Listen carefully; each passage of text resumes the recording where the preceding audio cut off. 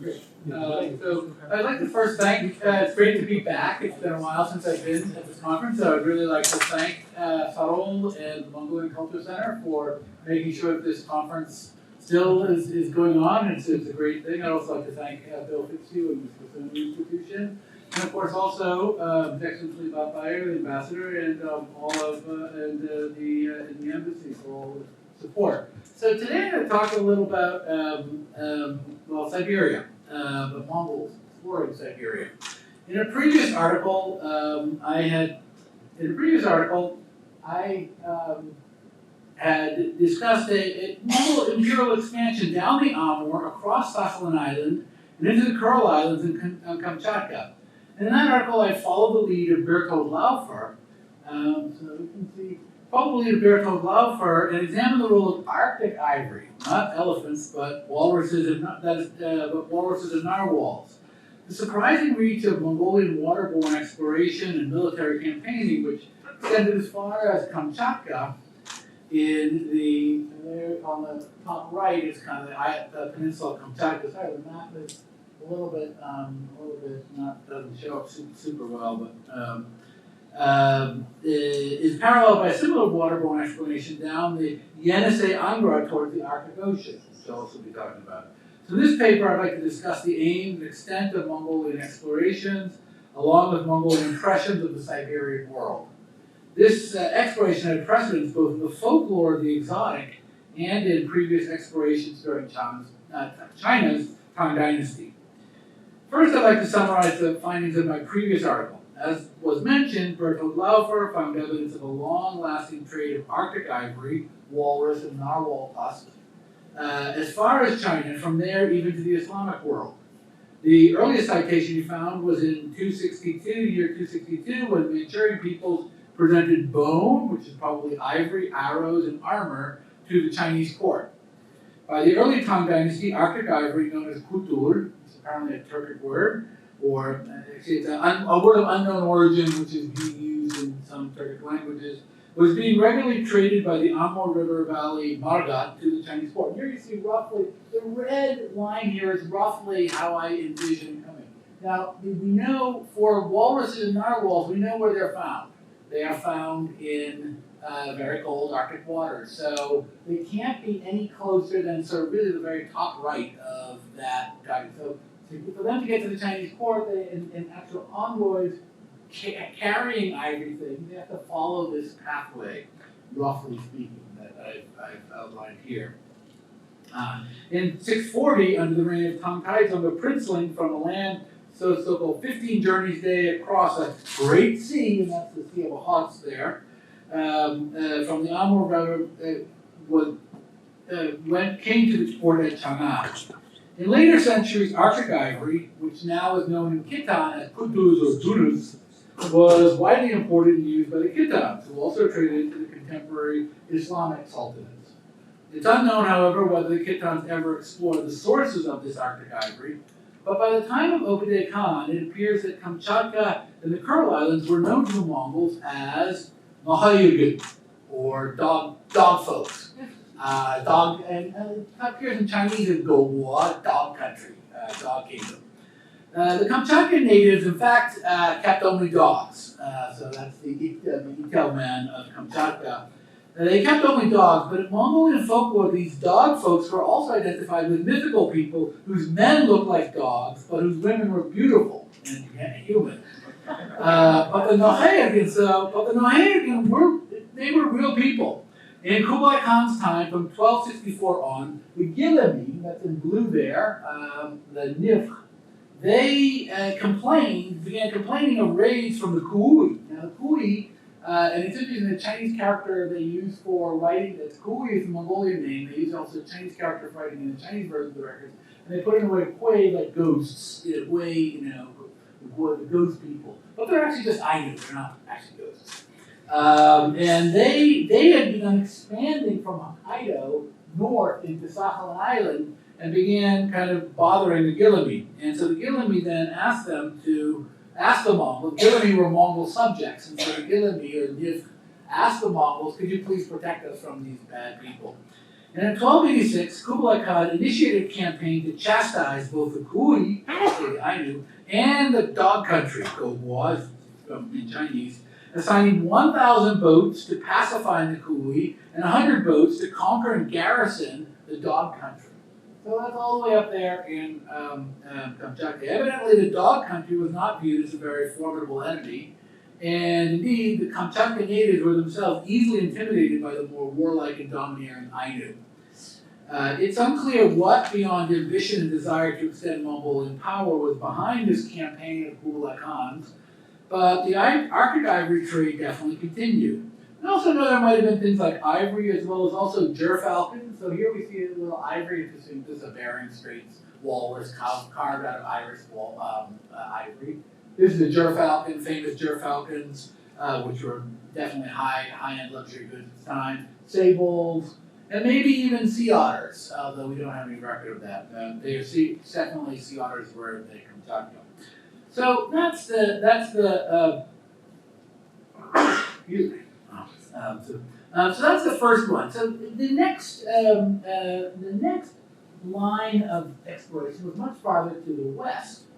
And of course, this is Siberia, so all the distances look very small on the map. They're really huge in real life. The Mongol exploration down the rivers of Siberia, principally the Yenisei and the Ob, showed the same elements as across the Sea of Okhotsk and into the North Pacific. First of all, such exploration was primarily waterborne. Contrary to the traditional ideas of the land-bound Mongols, in the taiga forest north of the steppe at least, the Mongols preferred to explore by boat and not by land. Secondly, this exploration was reported with an unpredictable mix of corroboratable geographic and ethnographic data with legendary elements, like the dog people, are they people who keep dogs, or are they people whose men are in fact dogs? It's kind of strange stuff. We'll see that again. Third, the exploration was in waves, first under Ogedei Khan, and then in a second wave under his nephew, Kublai Khan. Fourthly, the exploration seems to recall sort of travel along the same paths by chance or by plan as exploration that had taken place during the period of the Chinese Tang Dynasty in 600s, 700s, that is to say, therefore about 600 years earlier. And finally, although Arctic products played a role, Mongol exploration seems to have been motivated by a broad interest in exploration itself, not just by the aim of securing one or two products. So the first Mongol exploration, here we see the rivers, the Kim, the Angara, and the Imar. And these names, so here we see these are the main Siberian rivers that we found. This is the Angara, and this is the modern picture. And Angara in Mongolian, at this time it's called Ankhora or Ankhara. And it's also, and I'll talk a little, and the Him was the upper Yenisei, the Him, and this is in the area of Tanatuva, the Tuvan Republic, and here is the Ob, the Imar. These are big highways going right through land. So the first Mongol exploration of these areas occurred as an aftermath, part of the aftermath of the defeat of the Nanan Kingdom and the unification of Mongolia. So you can see the Nanan around where that little blue squiggle is, which I'll explain in a bit. So the Nanan Kingdom was divided in the western half, called the Kuchugur, included the upper rivers of the Ob, upper reaches of the Ob River. And as they fled the unification under Genghis Khan, the some Tatars, Durban, Seljuk, and Katagan, fled to the upper reaches of the Angara River, so quite near to the east of, west of Lake Baikal. Finally, the Oirats under Khutadabeki had joined the Nanan, but following the Battle of Nahokon in 1204, they withdrew from the coalition. So following the usual Chinggisiid practice, all of these remains would have had to have been chased down and forced to surrender. Probably there was more than one campaign, but the best documented one is that conducted by Tochi.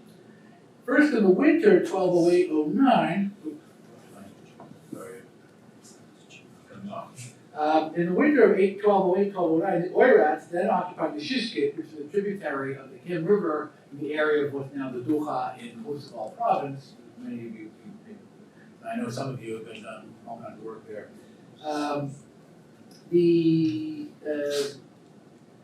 They surrendered to the Mongols. The Oirats were in that area. They surrendered to the Mongols. It served as a guide on an expedition against the Nanan as far as the Irtysh River.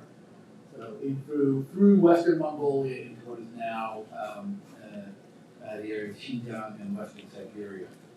At the same time, at some later time, probably the year of the hare, and following the revolt of the Yenisei Kyrgyz, the modern day Hakas, Jochi led forces to travel down the Hin River, then cross overland to the Ima River. So there, this is what we see here, this blue thing, kind of going down the Hin River, crossing overland, probably by portage, and then going back up the Ob River.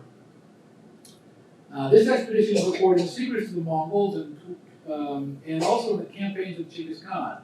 Now, the campaigns of Genghis Khan account is a little bit more exact, with Bogha as the vanguard. Jochi pursued the Kyrgyz to the Ima River before returning. Jochi led the troops to ford the waters of the Hin River and followed downstream, summoning them to surrender. Incidentally, he conquered the Urs, the Halkanas, the Tlingit, the Kishtimi, the Oenirgen, and other peoples. So, despite the exposition, which says the Ima first and then the Hin, geography would suggest that the pursuit down the Hin River happened first, and the crossover to the Imar and the return up the Imar happened afterwards. But the most important point that this account adds, unlike the secret history one, but the campaign of Genghis Khan account, is that it's explicit about him using rivers as the key highways. First the Hin River, or the Upper Yenisei, and then the Imar, or the Ob River. How expeditions had to proceed if they weren't going to follow such riverine highways is described in the secret history.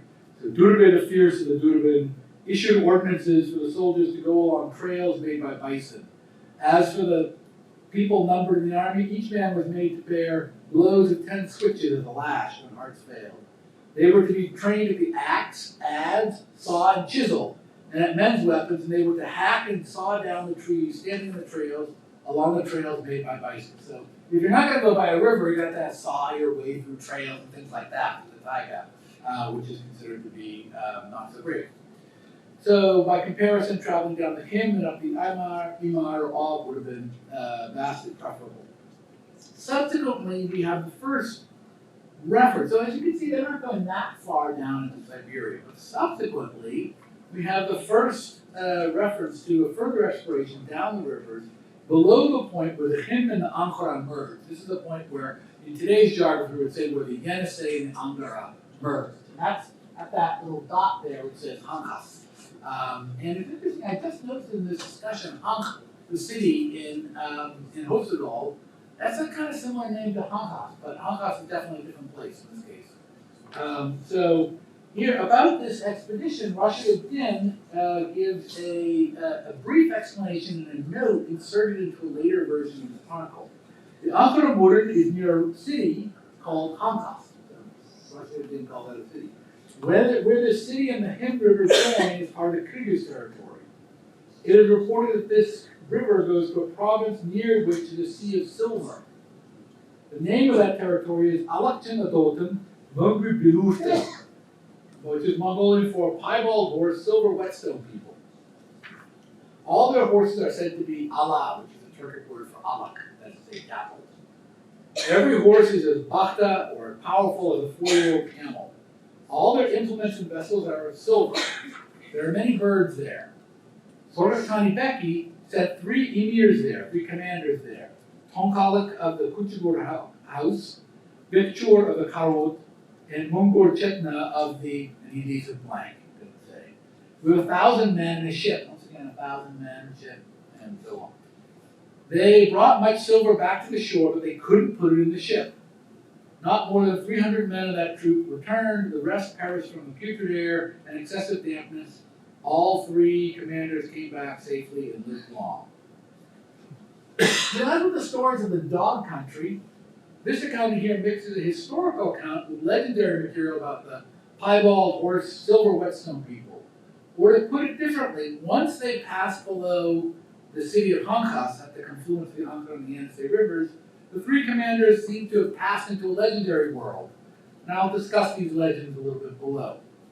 Now this expedition must have happened in the 2 decades between her husband Tolui's death in 1232 and Sorgatani Beki's decease in 1252.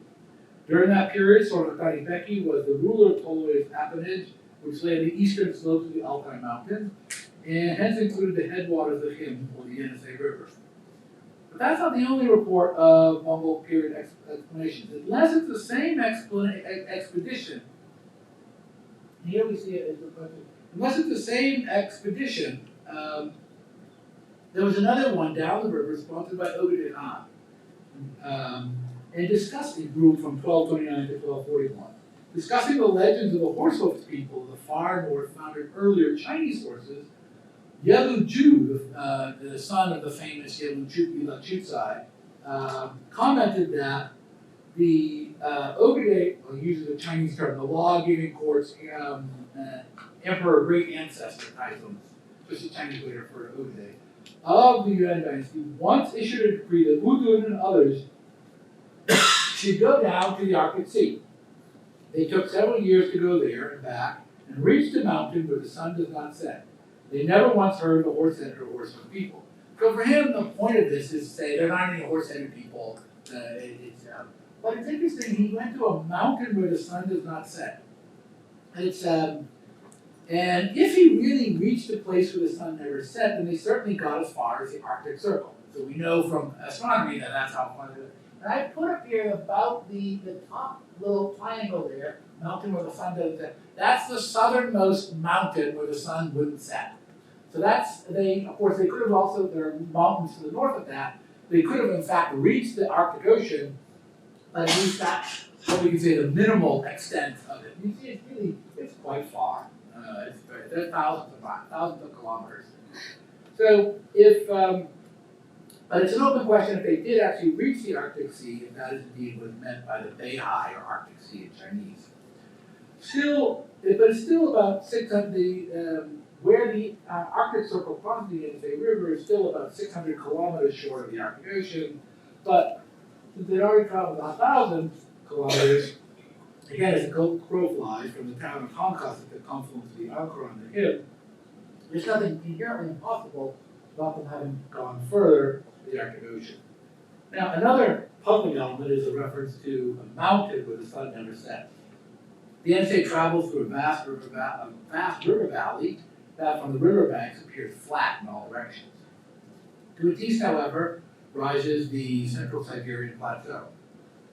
One might, we're just about near the end, right? Yeah, 5 or 5 minutes. Okay, so I'll just go through. So I'll maybe just rather than read the text here, which you could read in there, I'll maybe just sort of summarize it. So that all took place under Ogedei Khan. Under Kublai Khan, we have a record in 1270, a Chinese official called Liu Haoli was sent to become the Dagach, or judge, of what he calls the Kyrgyz. Now again, the Kyrgyz are not the Kyrgyz of Kazakhstan, they are, the Kyrgyz of Kyrgyzstan, they are the Kyrgyz of the Siberia, sometimes called the Yenisei Kyrgyz, or the Hakas of what's now Russia. And that also included the Tuvan area. So he was a governor, and you can see it on the map, the Kyrgyz, Ursut, Halkaras, Kimchut, and so on. And he claims that he was the governor of all of those areas. And another writer around his time claims that he said, on the Ankara, the sun does not set. It is just obscured by a band of dark haze. And by the time it takes to boil a sheep's innards, the sun comes out again. So when Liu Ginger, and that's the courtesy name of Liu Haoli, this judge from Baoding, went there as a judge, he saw it personally. So again, if what he saw personally, assuming it's just south of the Arctic Circle, that little star there would be about the correct Liu Haoli's observation point, the second most. That would be probably about as far as we got. Roughly where the roughly it's now Turkhansk city there. So a second reference confirms that under Kublai Khan, regular travels were made beyond the Hankas down the Yenisei. And here now we see down at the bottom of the map, Vijaya, and then Linyuya, Pijo, Karakoram, Hegrek observation post, and the Arctic Ocean observation post. All of these, by the way, I'll go forward to this. These were all based on astronomical observations made by Kublai Khan. So see, there's the list of places from south to north. Here they were supposed to be at regular 10-degree intervals, 15 degrees latitude, actually using the same scale that we use today. In fact, the exact location was a little bit different. They measured the night and day ratio, and if you use those figures, you can find it's slightly different from what it is today. But you can see, so we can actually identify where these Tegrek and Arctic Ocean people actually were, and so you can see it there along there from the far south. It was now Vietnam, southern China, to sort of central China, to Karakoram, to Tegrek, which is roughly around with Abakan in the Hakaz Republic of Russia, and then finally to a place that's not as far north as they would have. Again, they would have definitely seen there would have been a real nightfall in that area in the summer, but still it's quite far along. Now, it's kind of interesting also to turn back to this question of the piebald or silver whetstone people. This is they live along a silver, and they're living along a silver sea and using all silver for their implements.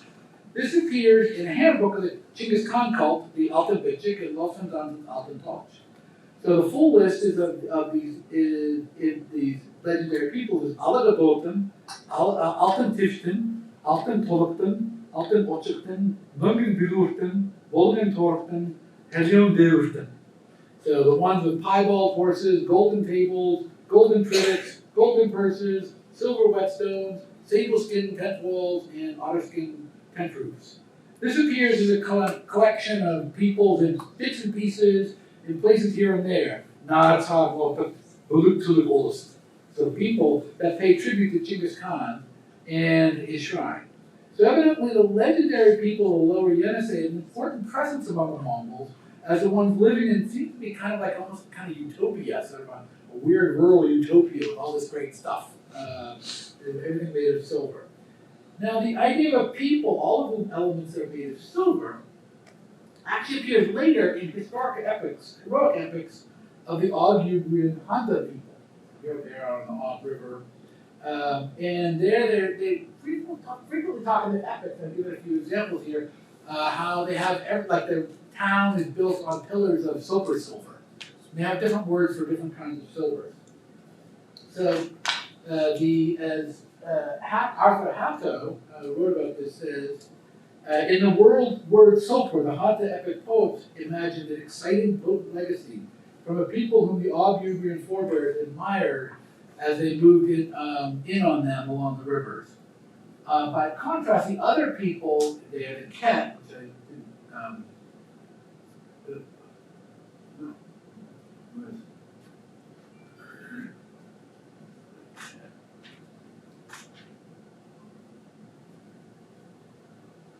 Ket, there's interesting. These were hunter fishers. They only mention copper in their work, so silver doesn't seem to be associated with them.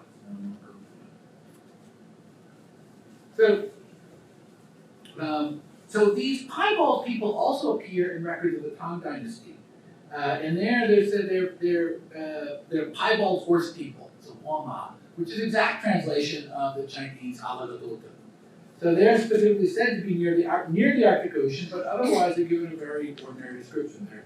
Similar to the NSA Kyrgyz, but have a different language. They have a mixed economy, hunting and fishing, hunting deer, otters, sables, and other small animals. But they also plant crops with horse and human-drawn plows in the summer. They use little iron, but more pottery and birch bark vessels. They live in tents of birch bark as well and milk their horses, but do not ride them. And beyond them are the Kui or the ghost country. And these are people who seem to be kind of mythical. They travel at night, hiding in the day, wearing reindeer skins all over, and with neither metal nor crops, but only eating reindeer and snakes. And the interesting thing about the snakes is Arctic ivory, these walrus tusks, were said to come from snakes with huge fangs. So when they talk about eating snakes, what they're probably talking about is eating walruses. So there. All right, so in conclusion, Stephen Pao has argued that all of Siberia ought to be considered part of the Mongol Empire. The data advanced here indicates a rather more limited and nuanced conclusion. The Mongol Empire did follow seaways across the Sea of Okhotsk to the northern Kurils and Kamchatka. They also followed the Yenisei down into the country inhabited until recent times by the Ket and other Yenisei speakers. It's also likely that these piebald or silver whetstone people, Mongol explorers reported in them, they reported an image of the Oghugger people, ancestors of the Manta and the Mansi. Not as they were, but as the heroic poets pictured their ideal civilization. But in the vast taiga, exploration was primarily waterborne, following the rivers, as Cossacks would later in Siberia. And particularly, there's no evidence that the Mongols explored the central Siberian plateau, around what's now Yakutia, or the great, or the basin of Yakutia. If they did reach the Arctic shores, it was only occasionally. The more or less permanent Mongol bases on the lower Yenisei were all south of the Arctic Circle, and hence many hundreds of kilometers distant from the Arctic Ocean. But the repeated claim there was such an ocean, and that it could be reached and had been reached by Mongol explorers, indicates that it was a kind of horizon of the Mongol awareness at the very edge of their geographical knowledge. Thank you.